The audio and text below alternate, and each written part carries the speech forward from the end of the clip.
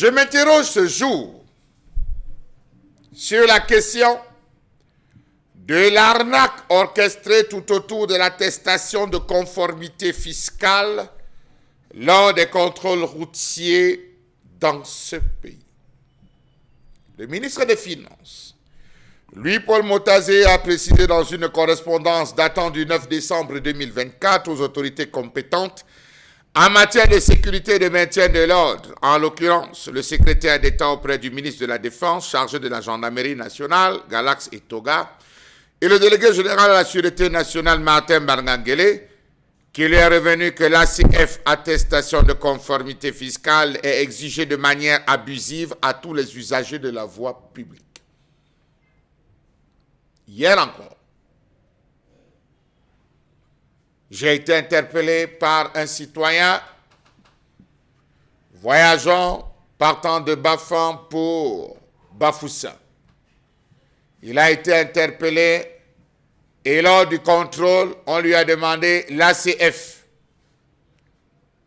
On a immobilisé son véhicule pendant près de 45 minutes. Il était obligé de dépanner.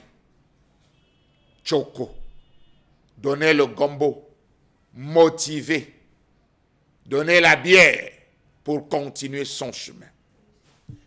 Dans sa lettre, le ministre a rappelé la disposition légale encadrant l'usage de l'attestation de conformité fiscale.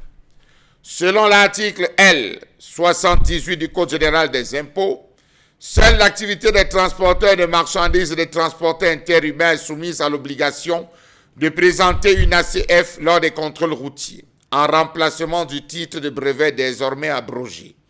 En conséquence, la dite attestation n'est pas exigible pour les véhicules à usage personnel. Suite à cette pratique, un éclaircissement officiel précise les règles exactes.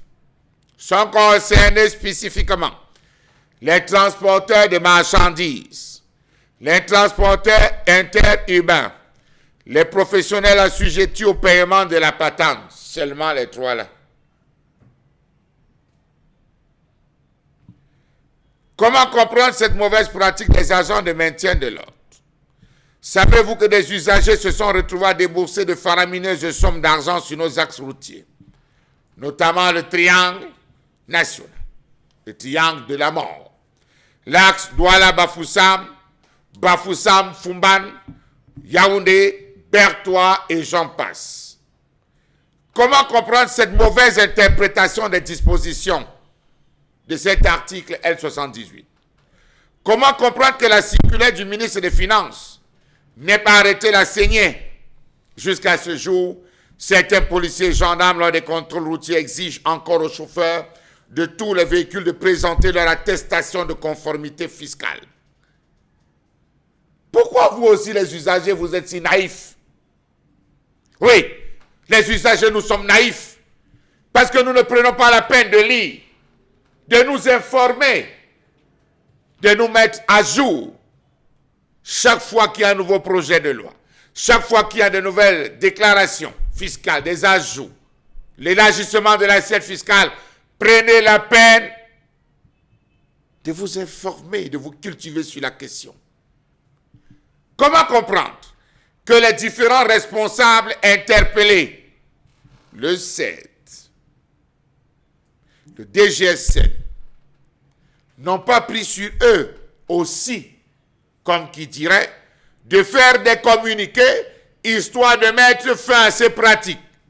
C'est-à-dire que le délégué général à la Sûreté nationale, à la suite du ministre des Finances, fera un communiqué, un rappel à l'ordre systématique à l'endroit des forces de maintien de l'ordre, que le secrétaire d'État à la Défense, lui aussi le 7, ferait un communiqué pour procéder à ce rappel à l'ordre.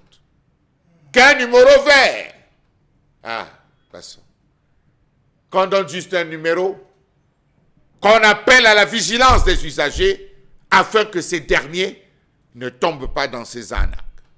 Mes questions, monsieur le ministre des Finances, que va-t-on faire des véhicules qui ont été placés en fourrière? Mieux encore, qui ont été entendus sur procès verbal. Et ceux qui ont alors dépanné, On fera quoi deux? Une mangeoire, lorsqu'on la crée, on s'arrange à avoir un bavoir.